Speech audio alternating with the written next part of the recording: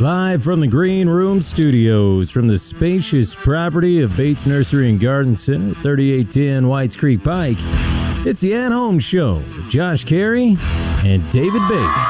Ho, ho, ho, ho, ho. Wait a minute. It's a little early yet. Gobble, gobble, gobble, gobble, gobble, gobble, gobble. It'll be here before you know it. Come in, everybody. It's the At Home Show. Hey, we're coming to you live just like we do every Saturday morning here from the Green Room Refrigerator in Bates Nursery and Garden Center. Hey, everybody's up and running. How you feeling this morning, David Bates? With my hands for the most part. Let's see. But I do feel well. I'm in perfectly good shape for the shape I'm in. You know, for a guy of my age, of my advanced years, you just can never take anything. It's not certain, age, it's experience, David. Can't take it for granted. But let's check on something here that is more certain, and that's the weather. As certain as the weather ever can be. There's a lot of sunshine out there across the coming week to 10 days, but it looks to be chilly. Brisk. Very timely for the time of year. It is going to be 46 degrees and sunshine today. That's right. It will be sunny and 46, 21 for the overnight low. By the way, as you can see up there, it's 22 degrees currently here at Bates Nursery Station live from the Green Room. And we've got more of the same coming up Sunday, 41, 22 and sunny conditions. Mostly sunny Monday, 52, 29. Tuesday, 59, 55, 33, warm slightly. On the Thanksgiving Eve, 60 and 40. Again, 60, 39. Maybe a few showers on Turkey Day. Friday, 49, 35. And we're on the next weekend. It looks like slightly milder conditions. And again, currently it's 22 degrees here in the Music City. Thanksgiving There you Eve. go. There's that. And we'll look at the radar quickly here. You'll see, well, there's really nothing out there. No. It's clear. So it's just a map is all it is. I can't prove whether it's radar or just a map. There's nothing there. So we'll let that go away and say good morning to all. Yes. Josh, first of all, good morning to you. Good morning to you. Good morning to you. Good morning, David. And we welcome our capable experts at the opposite end of our facility here. That would be Caroline Gant, Austin Lowen. Good morning, guys. Welcome in today. Looking a little festive down on the opposite end. What are all those red things in front of you? What are they, Austin? Petunias? Yeah, they're Yes, petunias. petunias. The petunias came in this week. Nope, they're poinsettias. It's Dun, dun, dun. the start of our holiday season, so It's here. just got them in. How many we get? About, I don't know. We got 80? 100. No, we got more than 100. We got 100 large ones and then 150 little minis and 2-inch pots and cute little decorative ceramic pots. And they're cute as little things. We only brought red in today, but we've got more. We've got pink. We've got whites. We've got red glitter. Oh, but not actually glitter. No, we don't glitter Let's 'em. make sure they understand that we do That's not the- spray yeah. them with glitter. They're called red glitter? They're called red glitter. Bit of They're false red with advertising. little white splotches. Oh, Speckled. those. Yeah. Like they've been So- splatter painted. They are really wonderful looking. Yeah. They flocked them over, as it were. Yes, we're in a Actually, sea they of actually poinsettias. Be They flocked. have actual white spots on them. They're not that. There's nothing being Man-made, laid yeah. onto the foliage. It's actual natural. pigmentation Wow. of That's what the- they do. And Josh, Plant as a made. reminder, these are the poinsettias do have flowers, but it's Yes. not those red things you see. The red things are bracts. Those That's are a confusing. modified leaf, Josh, Yes. so that you know that you have your terminology correct. If you look down right at the center of where the bracts are, those big modified leaves, you will see a little yellowish, little kind of conical shaped, tall, little, but very small little flower. Kind of like Those a. are Here, the- Tyler, if you want to come over here, we have one that broke. And you Oh, my. can do a close up. Uh-oh, a broke bract. I know, a broke bract. A cut, There we go. a cutting, as it were. So there, you can So see there inside. you are, right in the center there. Those are the actual flowers. The bracts are the modified leaves. And when you look closely, you can see that, well, yeah, they do look just like the leaves, except they're red and not green. And those haven't actually popped the blossoms yet, have they? If I can see it direct from this area. Pop too much. Even when they Okay. open up, they're not they're not extremely showy, but popped a they little are bit. secondary to the color of the bracts. So anyway, welcome in everyone. Yes. We've, as I understand, we've got a whole host of questions lined up. Yes, But we do. what other housekeeping things do we need to deal with before we move on further? I'm sure there's probably something, Josh, that we have failed to discuss. What about it? We all good? We ready to go? I do have something to throw out there. We have started making a holiday photo booth here at the nursery, and we're almost done. So you can come down and take some Christmassy, holiday-themed photos. There's a bench and a Christmas tree, a snowy scene. We don't have a picture of it this morning because we don't want to give it away just yet because it's We're not done quite with it. done. Yeah. But it Garden looks, gnomes instead of elves? maybe. Hey. You'll have to walk in there and find out, Josh, after the show. Well, you can walk from one end of the building all the way to the other end of the building now without ever getting outside. That's true. That's very cool. I'm curious. Are we utilizing the new area as yet, or have we not started utilizing that? Not yet. We still don't have a great idea yet. We've had some ideas, but we haven't put them into. Oh, are we talking about the Batrium? Yes. Ah, The yes. Batrium. Yeah, we're also going to need to have a second layer of insulation material on the other side so that we can have a chance of heating that properly, because we don't want things to get chilled. Obviously, we are indeed moving into the winter time season. Now, it's technically still fall, but when you have temperatures like we've had this morning, You it think? can't help but make you think about winter and all of the repercussions and ramifications that go with that. And so I'm sure there are people who have questions that are concerned about, is it too late? Is it too early? Is it too cold? Is it too whatever? We can help dispel all of those questions you may have and get you on the path to digging in the dirt. That's what it's all about here. It's all about the dirt. By the way, though, we did have, before we get to the questions, we had a comment, and it's a thanks to David and Bates Nursery for sponsoring Nashville Public Radio. And Jocelyn reminds you to listen every day to NPR. Well, thank you much, and kudos to Tyler for keeping us well connected over there. Yes, So you can we're- also find us on WNXP as well, 91.1. That's the NPR music station. The WPLN also hosts. And we will. Very good. We have just diversified our messaging, so you'll hear informational little tidbits about Earth Mix products, which you'll also hear on the show today. Very good. All right. So Tweet. we're out there, listen to what's going on, and stay tuned in here on Saturday mornings or whatever time suits your schedule. Of course, you can, we really invite you to like and subscribe to our little Saturday morning soiree here. All That social way- media platforms. Yeah, Yes. all of it. Just click. Specifically Facebook and YouTube. Yes. And Click on all Instagram. that. We're on Instagram as Insta. well. We get a lot of questions through our At Home Show Instagram. It's at the At Home Show. That's Yes, over it there. is. Check out all that. Click on all that. Subscribe, like, and tell your friends, because we're trying to get the word out here and keep you apprised of what you need to be thinking about at this time of year, because it is we're moving into that time of year when people get a little distracted. The garden is not maybe in the very front of their mind. There are these little things called the holidays that come about. And because of that, Josh, What? Oh, I got distracted. oh yeah, we got to pay attention.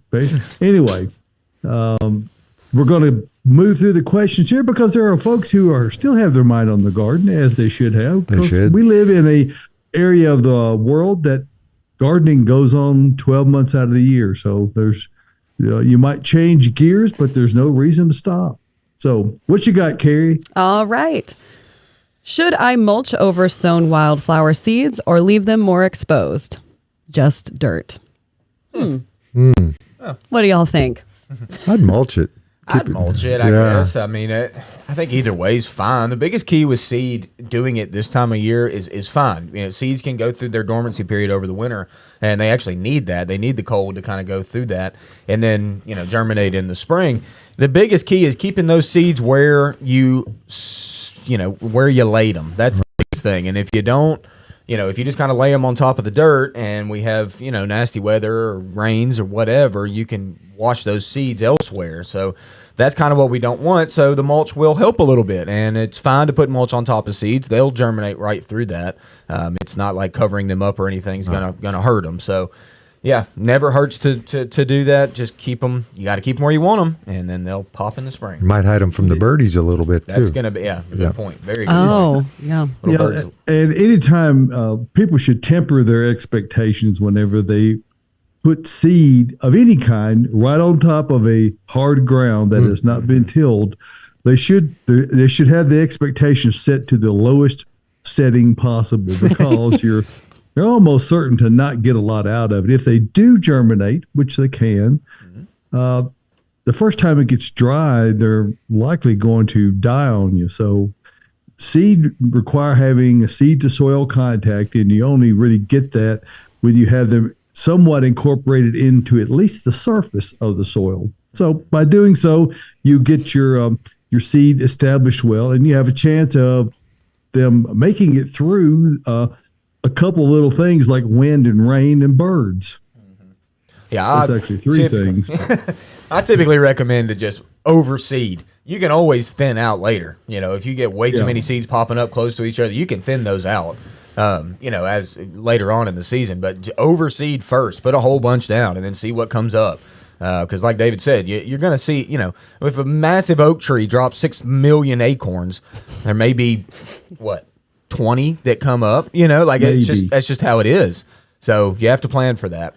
So many acorns. Aeration can help a lot in that process also. Yeah. All right. So speaking of seeds, we've got another seed question. Can you grow Japanese maples from the seeds on a tree? What is the best way? Most definitely you can.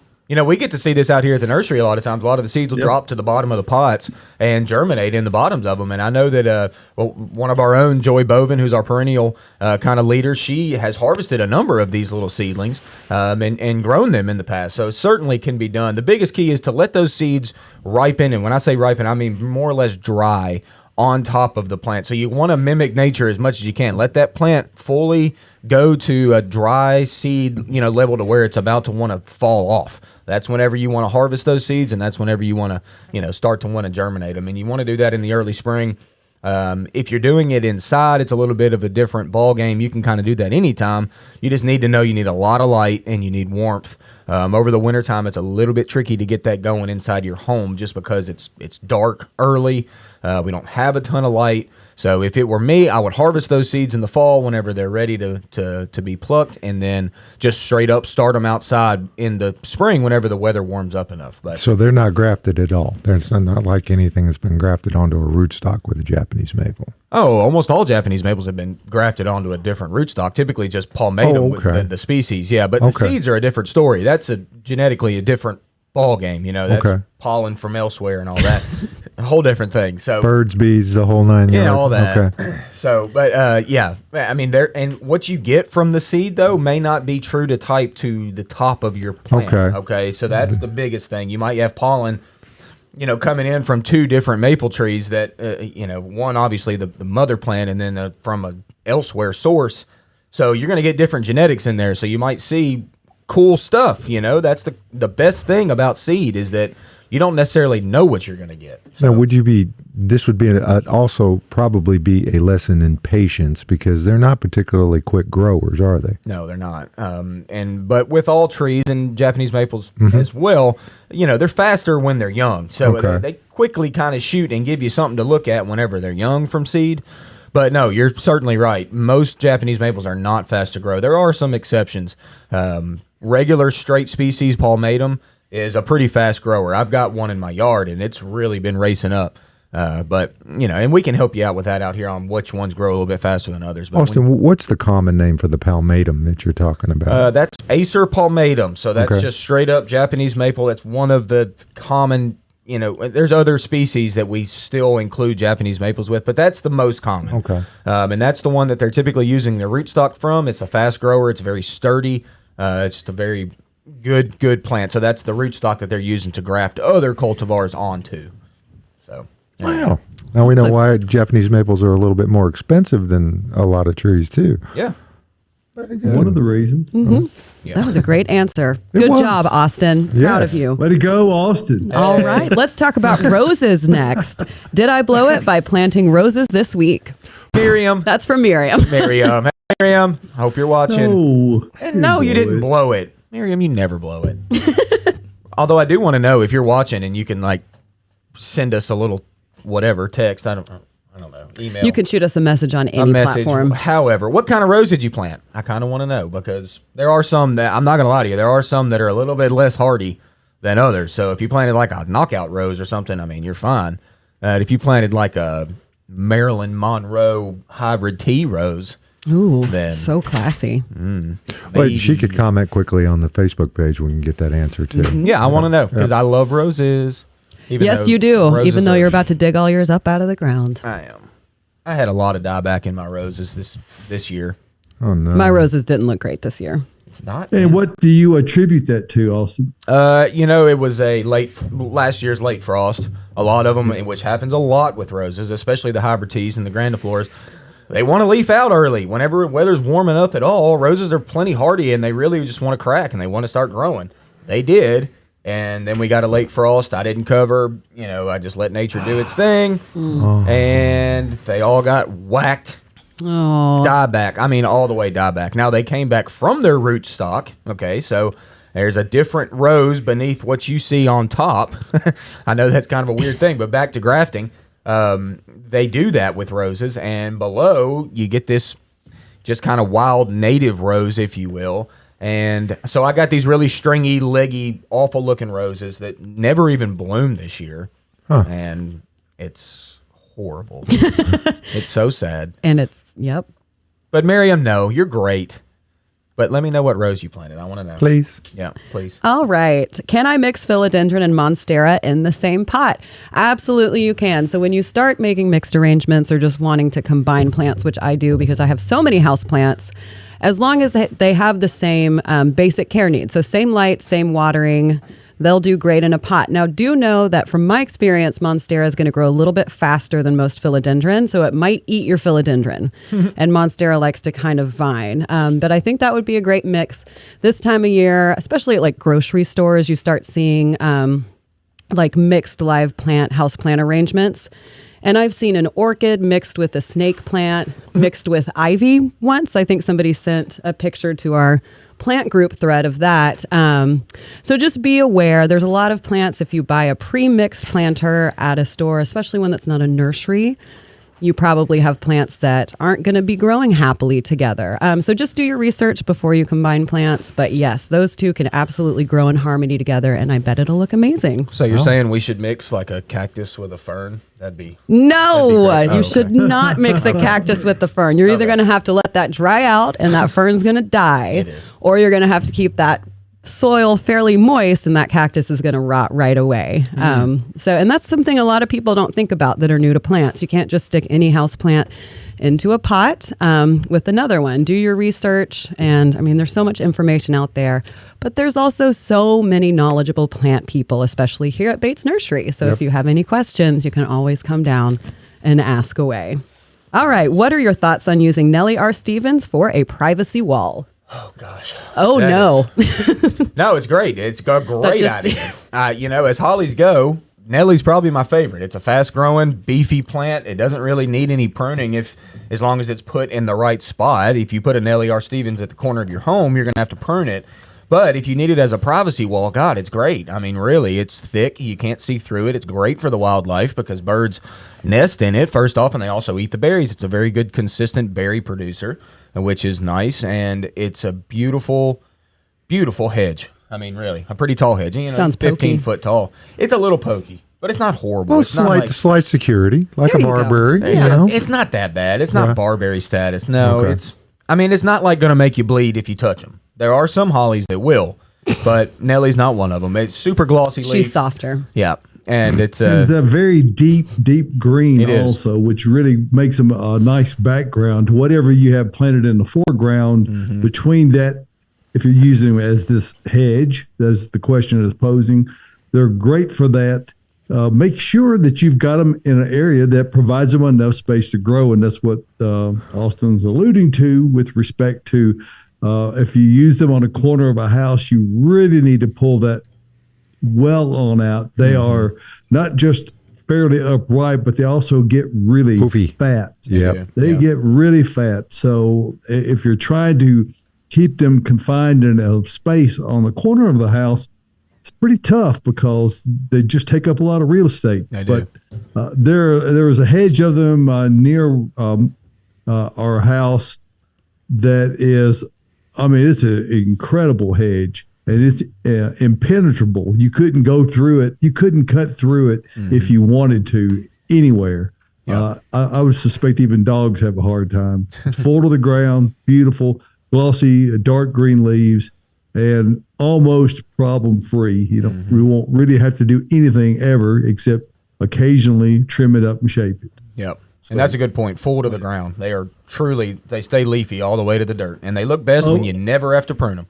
Yeah, and as what I'd call it kind of a heritage type of heirloom type of a holly. It's been around for a lot of years. Pretty much all that I remember.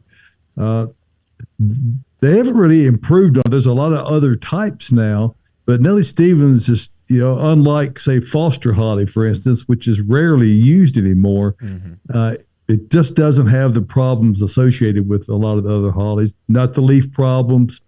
It's really a great choice. It is. All right. Very good.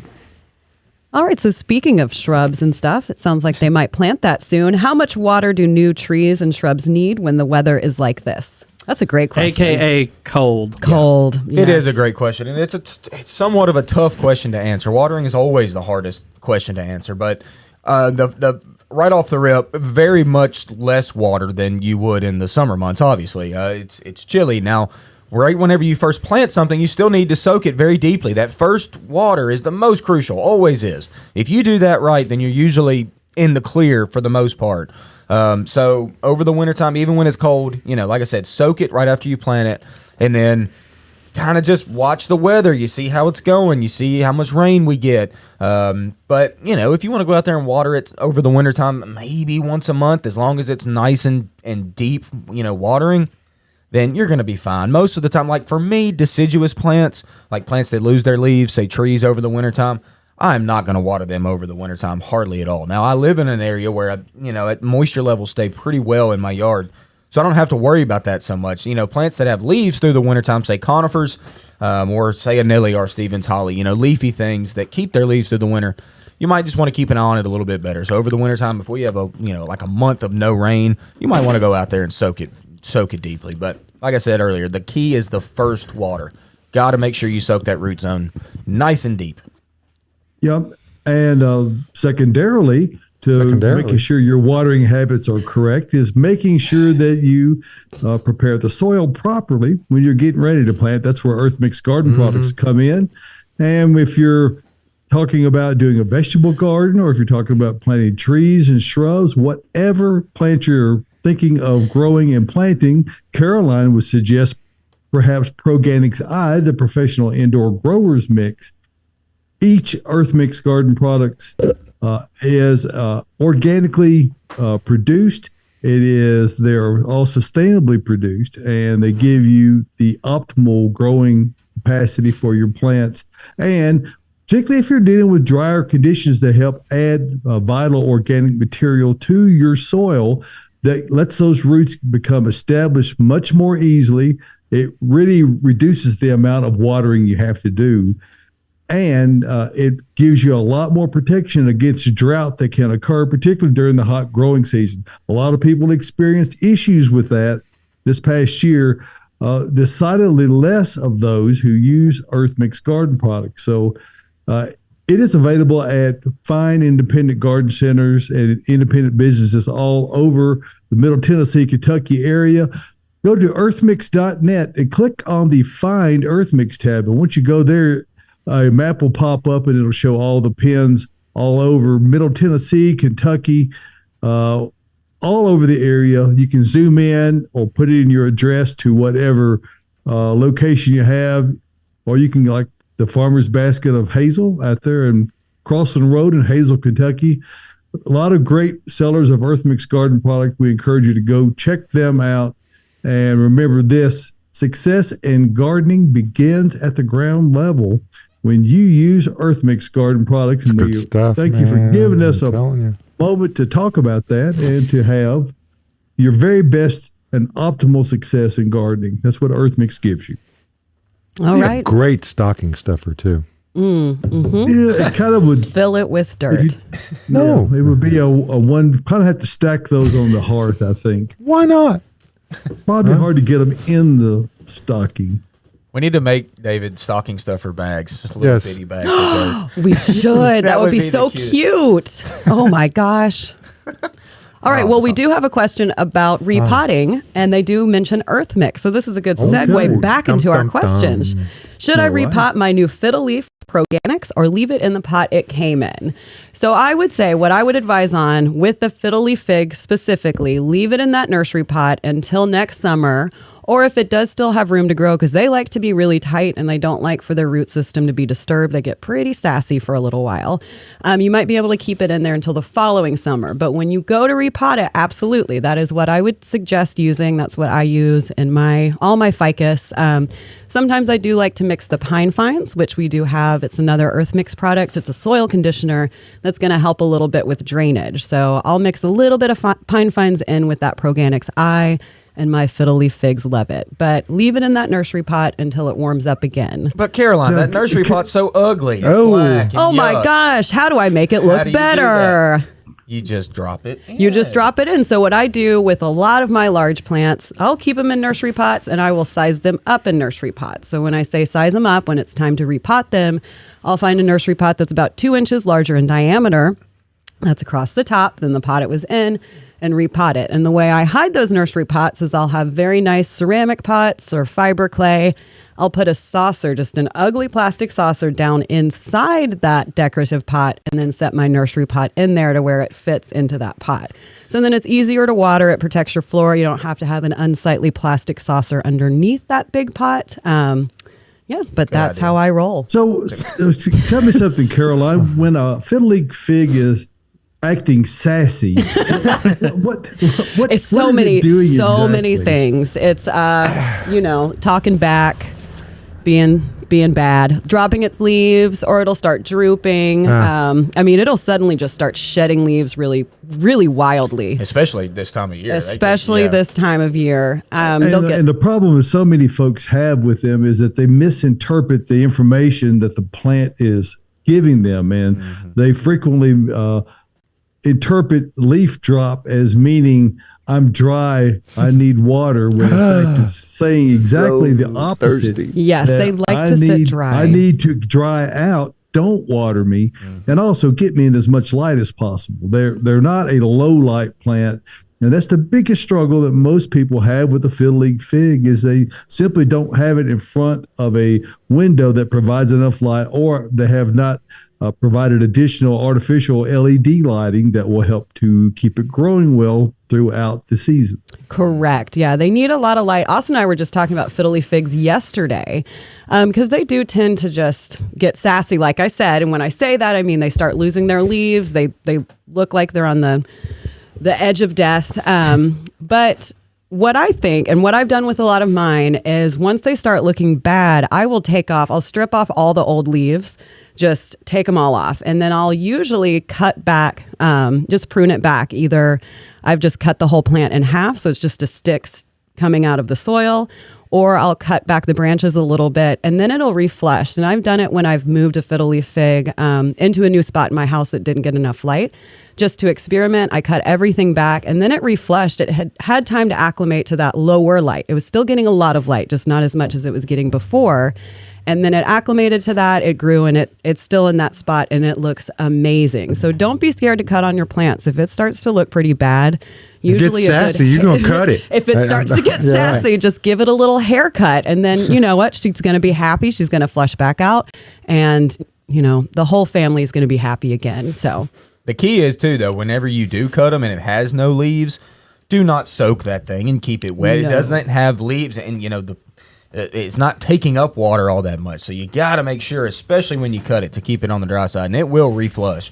Just like Caroline said, they do. I mean, it can take like 6 months. I cut one in half, and I thought, I knew it wasn't dead because I would kind of check on it, and I saw there was life in the stem. But it took at least 6 months for it to show any signs of new growth, where it started pushing out what looked like new leaves, but those were new branches from the nodes that were still on that plant. Yep. And the key is patience. Always. That's right. Always patience. We gotta wait. All right, let's go to some outside questions. Best advice to do now for spring cut flower garden. This would be a great question for our very own Melissa McKay, who does a lot of cut flowers. She has does. an amazing cut flower garden. And she has a fall bulb webinar, which those bulbs are part of the equation. Yep. And, there's a certain number of seeds that we can do, like, we're not going to get too deep on this, but say like sweet pea seeds, like a lot in the pea family, like they can be sown and need to be sown like early in the spring so they can germinate when times are ready. But for the most part, all of our spring seeds that we're going to plant for cut flowers are going to be done in the spring whenever weather warms up. Typically, we just stick on the same schedule as like when we would plant, say, tomatoes or something, like roughly April 15th. We're going to get into that zone. And then for me, I don't know how picky y'all are. I've got kids, and I like to just get a whole bunch of seeds, like 10, 12 different packets of seeds, throw them all in the same bowl, mix them all up, and then just scatter them all together. So that's kind of the way I like to do it. If you want to be way more specific than that and do like rows of cut flowers to keep them all nice and tidy, you can do that as well. But nothing really now besides just getting your seed, getting it ready, get it home, put it in your fridge. We want it to stay chilly. We don't need it to warm up at all. And that's about all the prep you're going to do until the weather warms in the spring. And then we're going to sow those. Make sure you read your seed packet on the back to know how deep you want to go. General rule of thumb, the bigger the seed, the deeper you need to put it. But almost everybody puts seeds way too deep in the soil. For the most part, you don't need to do that. Almost everything, honestly, can be scattered atop of the soil and still germinate. Think about in nature what happens when a tree drops its seeds. They lay on top of the dirt until leaves or debris, whatever, a deer comes and smushes it into the earth, whatever it may be. But at the beginning, they're just laying on top. Austin? Do what? Can we be the deer? We can be the deer. Smushers? Yes, we can smush it right into the top for the most part. I wonder if he can conjugate that verb, David. I don't know. I'm curious, Tyler, you mentioned Melissa's webinar. Why don't you clue us in on exactly how folks who are wanting to get that information can go out there and get it? Because, we've got that information and a whole lot more out there on our Bates Nursery YouTube site. That's right. And if you head to Bates Nursery, literally Bates Nursery on YouTube, all of our webinars are archived there. I'm working on category pages, so we're not quite there yet. I'm working on playlists, so you can jump into, say, houseplants, and that will cover care, different watering guidelines, and pots and containers. So we have all of those things kind of streamlined for you. We have probably close to 100 webinars now, including content from this year. It's very comprehensive. You can always search within our channel to find webinars that are relevant to what you need to know, and they're just like deep dives. Wow. They really go in. All of our instructors are wonderful. They are long form, so you might want to get a little comfortable, a little cozy. Some maybe are take pretty some long. notes too. But they are all up and available. And if you're watching the At Home Show on YouTube, on the At Home Show homepage, there is a link that you can click that says check out Bates Nursery webinars. It will take you to that YouTube page. Magically. Wow. Very good. Yes. And you can also, I've seen a video on there, as have about 60,000 other people, of Austin replanting a fiddle leaf fig, as our question was here just a bit ago. That's right. And or you can see an old gray balding guy mowing his monkey grass, as about 10,000 other people have done. So Yes. Anyway, check that out. There's a lot of information there, and maybe it's 2:00 in the morning and you've just got gardening on your mind. Chances are we've got an answer for you. That's right. Hey, speaking of, I'm going to give a shout out to a guest of ours. I believe he told me his name was Lee. He came out last week, and he is an avid listener of the At Home Show. He does not yeah, watch I remember meeting him. Yes, he was a very nice guy. He knew us all by name. I talked to him about Japanese maples and all sorts of plants, and he had a little kiddo with him, a little 5-year-old, and it was a fun little trip out here. And like I said, he does not watch on Saturday mornings because I think he's Busy? doing kid stuff, Yes. but he says he watches it every Monday night whenever he has a chance. So thanks Cool. for that, Lee. Appreciate you Thank shopping you, with us. Lee. Yeah, it was cool. Yeah, that is the good thing about what we do here is that it works really well as an audio only program because Josh and I, that's the way we started for the first 23 years of Yes. our broadcasting together. Then people will contend that maybe it was a better program when they couldn't see See, it. that, Josh. that's a lot. Get that a lot. Unfortunately, We're we've trying added- real hard. Yeah. We've added younger faces and some good-looking plants around to help make the visual aspect of it a lot more, easy on the eyes. So what you're saying is it's the best radio show on TV. right? Well, Yeah. the best TV show it used to be on radio. I'm not sure how that is, but yeah, one way or the other, I'm not really sure. But yes, we appreciate you tuning in, and no matter what time of the week or day that you're checking us out, we're right I here think for you. everybody ought to throw us up on the big screen during Thanksgiving dinner. Oh, I think that definitely. would be. If you use throw up and Thanksgiving dinner, at the same sentence, those are good things. No. Shoot Okay, it maybe. over Don't there. do that. Huh? I don't think that's what you meant. So anyway, All How do you right. know? We ready for another question? Sure we We are. need to. We have a Is lot. there ever a bad time to add a new layer of pine needles to my bed? No. Never a bad time. Is Oh, there? I don't Josh think seems so. to think. Well, did I mean, you change the sheets? Oh, that's a good question. No. Oh. That is, I think. No, never mind. Yeah. If you No, no bad times to do that. If it's starting to get depleted or starting to get off color or you've lost some from wind or whatever. or if you've just done it, Yes. Yeah. there's no need doing it again. Exactly. Yeah.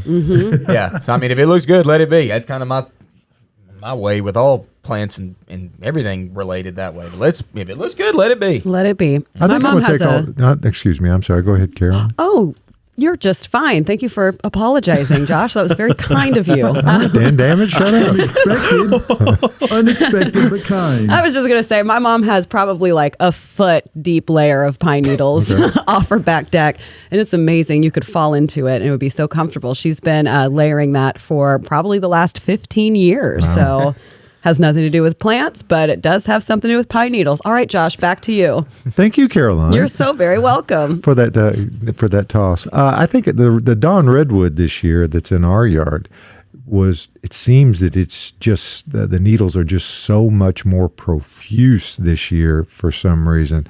I'm going to take those and I'm going to blow them up around and make a round mulch bed around the base of the tree. I think this year.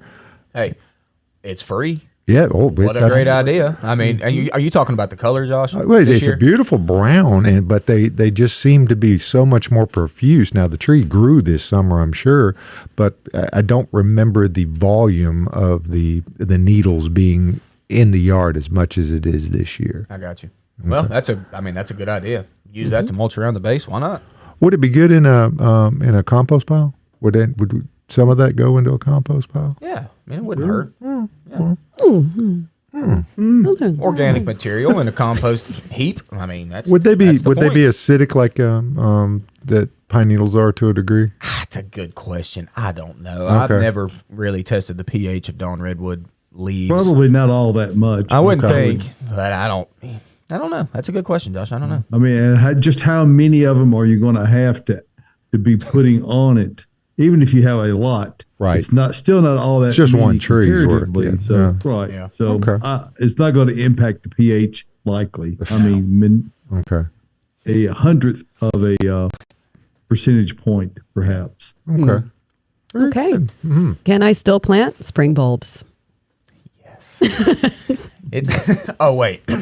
Wait a minute. Do we mean spring bulbs or fall bulbs. I mean, Okay, so here we okay. Fall bulbs for spring. no. Yes, fall bulbs for spring. Okay, so if you mean like spring bulbs, like to get your bulbs up in the spring and growing and living and pretty and tulips, And tulips. like all of those, yeah, we want to do that now. And it's plenty fine to do that. Bulbs are super cold hardy, can get through the winter just fine. It's definitely time to do that. Now, if we're talking about spring bulbs, like the ones we plant in the spring, say like elephant ear or dahlias or caladiums, some of those warm weather type stuff, we want to hold off on those until the spring. We don't even have those, available for y'all yet, but we will in the spring. So, when it comes to tulips, daffodils, all those great ones, then let's get them in now. I think we had a question on the Google forums, Tyler, about bulbs. That's right. We did. I'm switching it over. Here we go. Seems like they're While we're switching it over, let me talk just a moment. We're talking about bulbs. We're talking about mulches. We're talking about all kinds of things. Almost Fiddly there. figs, inside plants. One thing that is common with all those things is Bates Nursery and Garden Center. And since 1932, we have been bringing the Nashville and Middle Tennessee area, Josh, the most diverse, most incredible selection of everything growing for your garden, for your landscape. And we do it, frankly, like no others. We have a selection of plants that are of the highest quality, under and grown and maintained under the very best conditions by people who are full-time by people who are full-time horticulturalists. Some have mustaches, others not. Tyler caught Caroline goofing down there. I see. It's the kids' table. She's trying to rile me up. So if you come out and see us right now, even on a cold day like today, you can be assured of getting to shop in a what we call a semi-climate controlled environment. We now have our checkout and our tropical area all connected in with our shade, perennial, and annual areas all inside, so you don't have to go outside and be in the cold if it's inclement conditions. We're looking forward to having a complete display in there over the winter months. That's going to give you a place to come in and shop and just stretch your legs and work through the cabin fever that comes with winter. So no matter what you're looking for, we have a plant, and we also likely have a correct answer for you in how to deal with your gardening issues and what to put where here at Bates Nursery and Garden Center. And right now, through the end of business on Wednesday, if you are a Bates Rewards member, you already know this because you get my weekly blog. And if you go to the batesnursery.com site and click on the new blog post, First Hard Freeze is what we talked about this week. And in conjunction with that First Hard Freeze, we're also offering all deciduous trees 20% off. Now, Josh, what is a deciduous tree? One that decided to drop its leaves. Well, that's a good way to put it. Yes, okay. It is a tree that drops its leaves. So it's not conifers, and unless it's a deciduous conifer.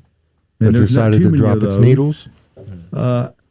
All deciduous trees, 20% off. So it's a great time to save. We have a tremendous selection of trees, both ornamental and shade-loving, and we invite you to come out and see us. You can also go out to our website, batesnursery.com, and do our search feature there. And if you just click on, go to the homepage, and you'll see the trees header right there, and all of our large deciduous trees. You can go check that out, and it'll give you a complete list of everything we've got. You can search them by maple or whatever kind of oak, birch, all the different categories of trees. Ooh, river check birch, those out, cool. and it'll give you all the information we have on each of those different things. So check that out over at batesnursery.com.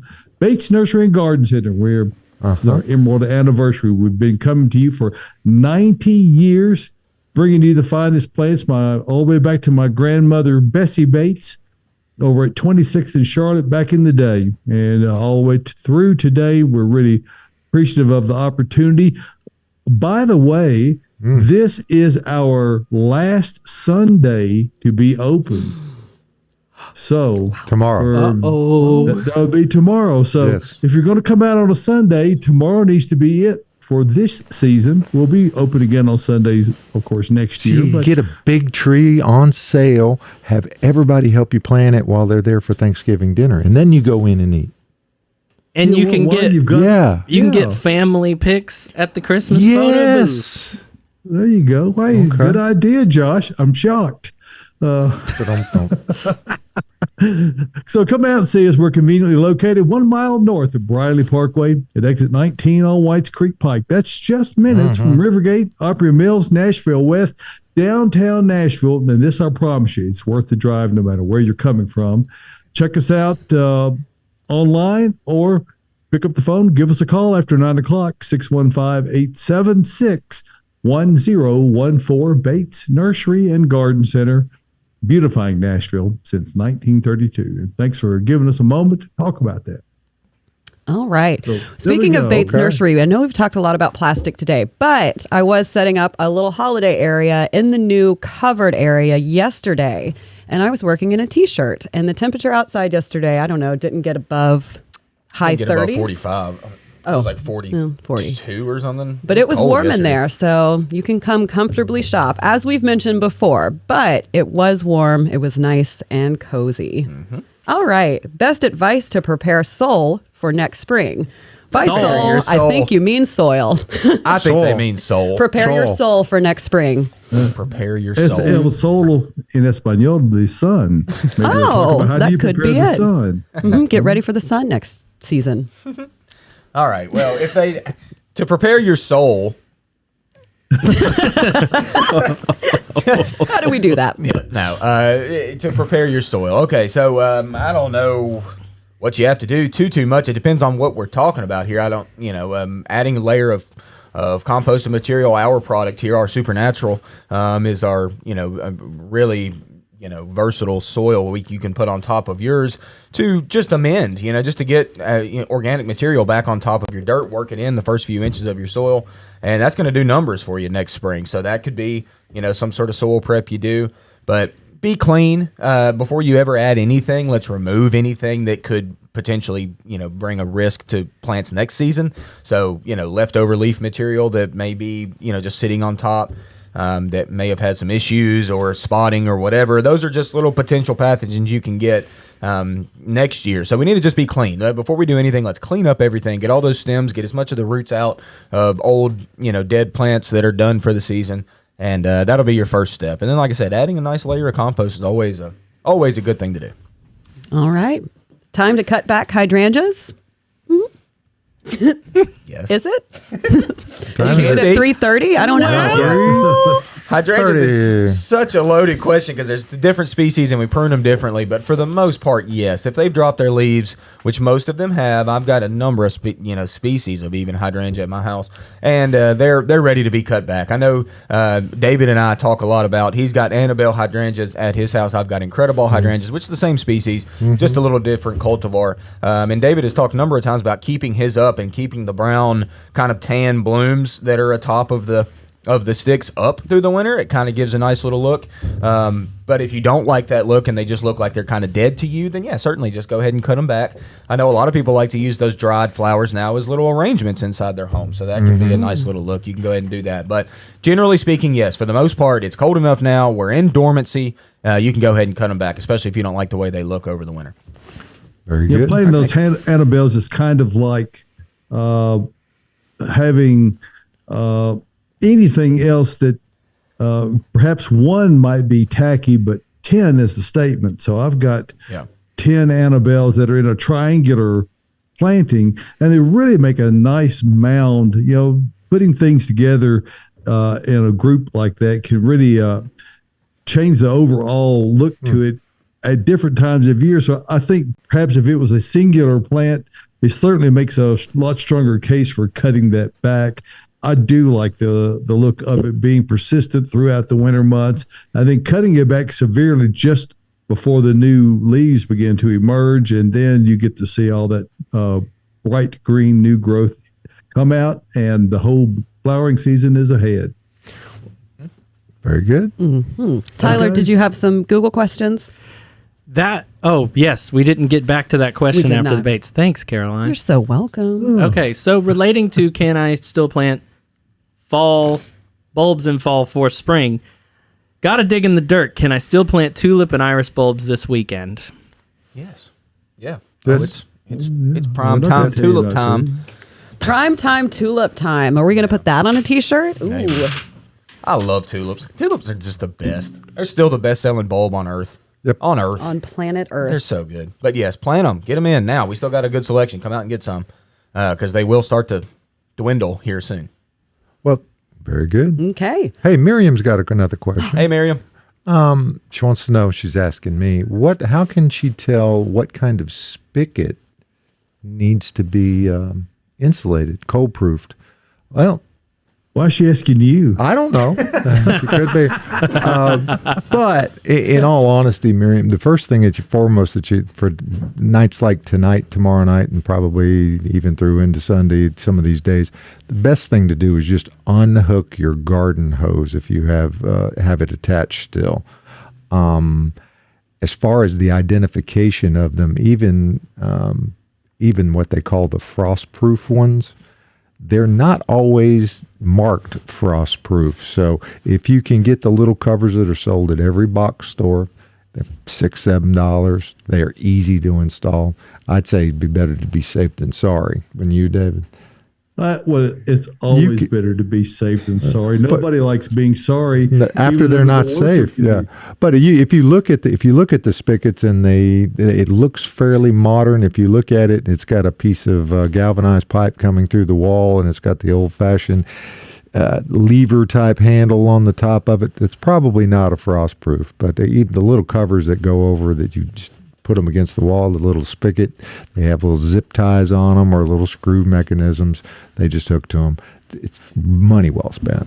Money well spent. Yes, and we haven't had sufficient cold No. weather yet to merit any concern about that. Not But it is freezing, wise to but- be thinking about it right now because those conditions are likely ahead of us. So it's easy to forget. You get caught up doing other things. So it's a good idea to take care of that, insulate those.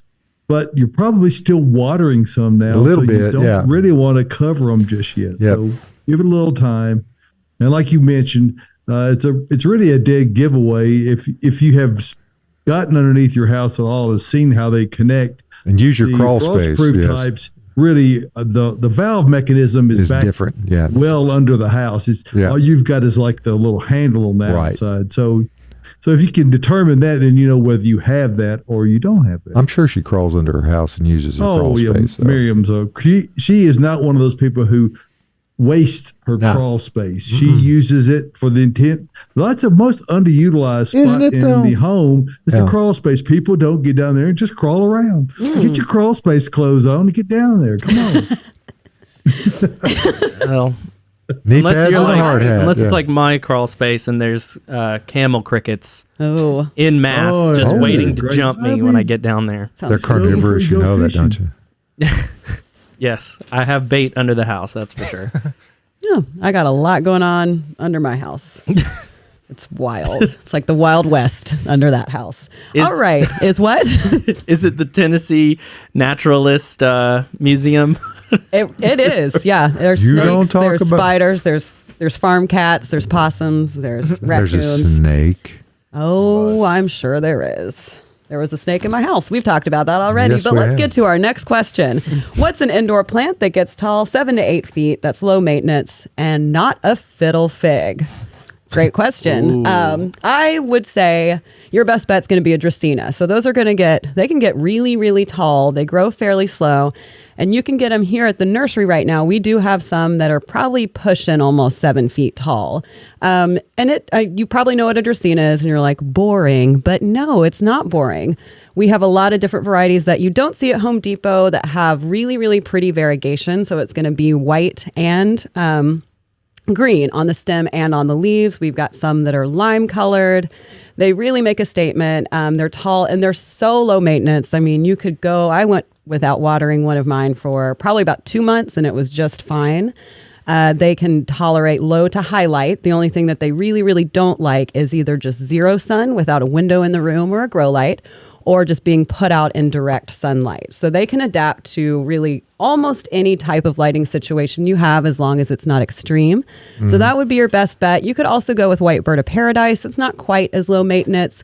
And eventually, if you do take care of it and it's happy, it can get really huge. I mean, they get, I don't know how tall they'll get. I've seen some in like botanical gardens that were, I don't know, like 10 feet, 15 feet tall. They get really wide. Then they also get really wide, but they don't grow super fast. So you'll have years before, you get eaten by that white bird of paradise. But those are two plants. If somebody has a Dracaena marginata, which is a common type of Dracaena, if that sounds too common to you, refer to it as a Madagascar dragon tree, and that can make it a lot more interesting. That's right. And one good thing about Dracaena, if it starts to get too tall over time, you can cut it back. So those can be pruned. You wouldn't think that looking at it, but you can cut it and it'll push like 2 to 5 new grow points out, where it'll branch out and grow a new stem or 5 new stems. And you're cutting, you can take it. I would just suggest putting in a little bit of rooting hormone and then sticking it in soil, and it'll root fairly easily. So that is a great option. You sounded like you were going to say something. I was thinking about it. Folks, we're going to have to hurry. What do you have We have more questions. That's why I didn't. And we've go got there. some more on Facebook, too. Oh, Lord. All right. Do you want to get to some Facebook ones, Josh? Quickly, Charlie Smith wants to know what's a good time to prune the Rose of Sharon back and how far? As far as you want, pretty much. If it's established, Rose of Sharon's not going to die. I don't care where you cut it. It's easy, and we're going to do that this time of year. So it blooms off the new part of the plant. So you don't have to worry about cutting off flower buds or anything. So if you've got to shorten it, it's gotten too big on you, go ahead and whack it. You can take it back pretty far. I mean, generally speaking, we say about a third. But if you have to go further than that, you can go further than that with Rose of Sharon. Very, very hardy. Okay, and Donna wants Rapid fire. Next question. Donna wants to know can she cut her pampas grass back? It has the plumes now, or wait till early spring. It depends on how you like it. Yes. I mean, that's the key. If you like looking at it, you like seeing those plumes right now. That's why we all love pampas grass, because it gets that big old fluffy white, bloom on it. So if you like it, let it be. If you don't, cut it back. So I generally keep my grasses up over the wintertime just to see something. And then in the early spring, whenever I see the new stuff coming from the base, that's whenever I give it that clear cut and then let that new stuff just take over. And last from Facebook, Bill Buffalo is reminding us, and he's saying good morning. He's heading to the Mackinac Bridge, David Bates, after a tragic Green Bay Packers loss to the Tennessee Titans. Whooped them. That he witnessed. He witnessed it. He was in the room. It was not nearly as close as the score indicated. We whooped them. King Cat, let's go. Wow. All right. We got 2 more questions on Instagram. Moving from Nashville to New York, suggestions on acclimating my plants to new climate and transport. This time of year, there probably won't be too much acclimating. It'll be more like protecting your plants. Survival during that car ride. So I would suggest wrapping them in paper, kind of bundling them up. You can get just brown craft paper at grocery store, Walmart, wherever, wrapping it, tape it. It's going to protect those leaves. Newspaper, yeah. It'll protect those leaves and also help insulate it a little bit. And then quickly getting it into your new place. Just know that in moves, even if you were staying in Nashville, you will sadly probably more than likely lose a few plants, especially if you have a lot. But just keeping them protected, and that's going to be your biggest thing. There's only 6 feet of snow on the ground in Buffalo right now. Oh my God. And be okay with a little bit of leaf loss. Okay, Yes. if you see that leaf droppage is not necessarily the end of the world. So Right. It's not the end of the world. It's just the plant telling you it's stressed, and don't give up on it. All right. And our final question on Instagram: will little quick fire hydrangea take the summer heat like a limelight can? Yes, exactly the same. Same species, just a little bit different variety. I've got one that's in full sun for at least probably 7 hours a day. It's a tree form, quickfire hydrangea, which is really nice. Quickfire is a cool one, hence the name quickfire. It's one of the first ones to bloom, and it's pure white fading to a red, and then the brown will persist after that. But yeah, really good plant for the full sun. That first season, you're probably going to have to water it more so than other plants that you planted. Because they're fairly thirsty, but yes, they can handle the full sun just fine. And the pictures you have shown us of your mom's hydrangea that you have cut later in the season, that it reduces the size of the flowers a bit, but it greatly increases the number of flowers and how short the stems are, so they don't flop. So it really does a lot. the trimming is really very beneficial on doing that at the right time to keep those very compact and get the maximum duration out of your flower time. Yeah, I agree. I'm going to do a video. Tyler, we're going to do a video on that. I'm going to do a spring cutback. Yep. I'm thinking about doing a spring, David. I'm thinking see what you think. I'm thinking about doing a spring cutback on my Incredible hydrangeas to see if I can get the same effect. I'm not going to get this big of blooms, but I'm probably going to have a whole lot more. So I'm thinking about we'll see. I'm thinking about it. I think it's worth a try. exciting. I would not have thought that you would have gotten the results that you got out of the one that your mom has. So I think it's a worthwhile experiment. I agree. And the growers who grow hydrangeas tend to cycle prune them throughout the seasons. So Cool. so that they don't all come into flower at one time. It extends their selling season on. So. Definitely. Well, very good, very good. Hey, folks, the music means that we've got to get out of here for this edition of the At Home Show. For next Saturday morning, we're going to come back. We may just be still a little full from Thanksgiving, but we want to wish everybody happy Thanksgiving, a happy and safe Thanksgiving from everybody here at the At Home Show. I want to remind everybody that there's a big deciduous tree sale going on here at Bates Nursery, and tomorrow is the last Sunday that everybody's going to be open. So for everybody here, once again, we'll see you next Saturday morning for the At Home Show.